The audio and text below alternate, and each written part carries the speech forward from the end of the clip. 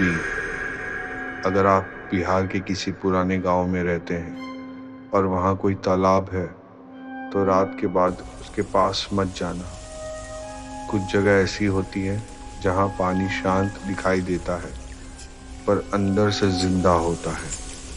ये कहानी है बिहार के मधुबनी के पास एक छोटे से गांव की और उस तालाब की जिसे लोग कहते हैं पनडुब्बी वाला तालाब।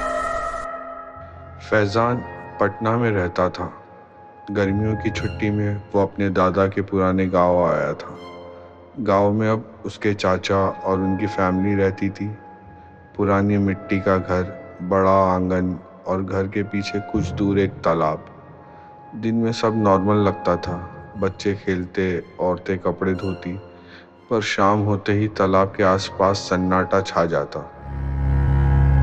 एक शाम फैजान अपने कज़न समीर और दो दोस्तों के साथ घूमते हुए तालाब तक पहुंचा।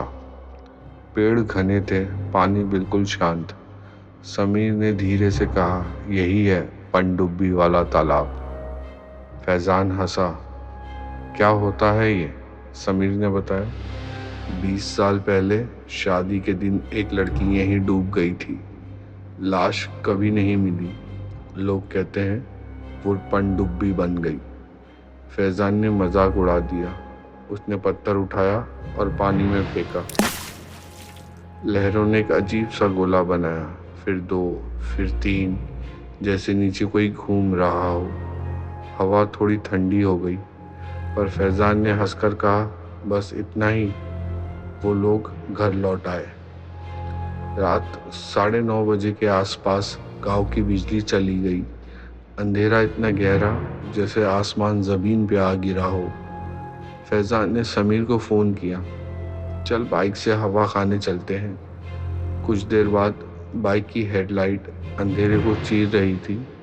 अचानक फैजान ने हैंडल मोड़ दिया। रास्ता तालाब की तरफ जा रहा था। समीर घबरा गया। मत चल यार, रात में वहाँ सही नहीं है। फैजान हंसा। आज देखते हैं तुम्हारी पनडुब्बी। फैजान ने बाइक को तालाब के किनारे लाके रोक दिया और जोरों से कहा, पनडुब्बी बाहर आ।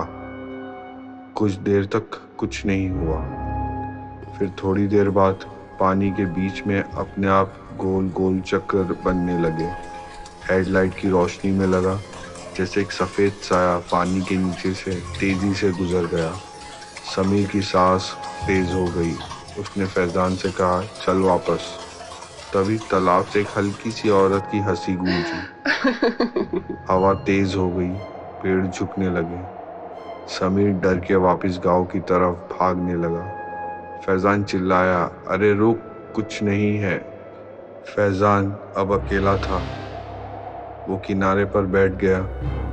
तब उसने महसूस किया किसी ने उसके पैर को ठंडे हाथों से छुआ हो जैसे। वो फौरन खड़ा हुआ। कौन है? पानी बिल्कुल शांत। फिर अचानक पानी में से एक सफ़ेद सा हाथ बाहर निकला और फैजान के पैर को ज़ोर से पकड़ लिया। फैजान चिल्ला भी नहीं पाया कि झटके में वो पानी के अंदर घसीट लिया गया। सिर्फ एक जोर का छपाक और सब कुछ शांत। कुछ देर बाद समीर गांव वालों को लेके वापस तालाब के पास आया, फैजान को घर ले जाने। मशाल और टॉर्च के साथ सब तालाब तक दौड़े। वो सब फैजान को आवाज़ देते हुए यहाँ वहाँ ढूंढ रहे थे कि तभी अचानक कुछ मिनट बाद फैजान की बॉडी पानी के ऊपर तैरती हुई आई। उसकी सांसें रुक चुकी थी। समीर ज़ोर से चिल्ला के रोने लगा, मैंने मना किया था। लोग चुप थे और फैजान की बॉडी को तालाब से बाहर निकालने की कोशिश कर रहे थे। अचानक तभी समीर ने देखा पानी के बीच से एक छोटा सा सर बाहर निकला। गीली जुल्फे, सफ़ेद चेहरा और होठों पर हल्की सी मुस्कान। वो सीधा समीर को देख रही थी, जैसे कह रही हो, मैं किसी को छोड़ती नहीं जो मेरा नाम लेकर हंसा हो। फिर वो धीरे से पानी में डूब गई। तालाब फिर से शांत हो गया।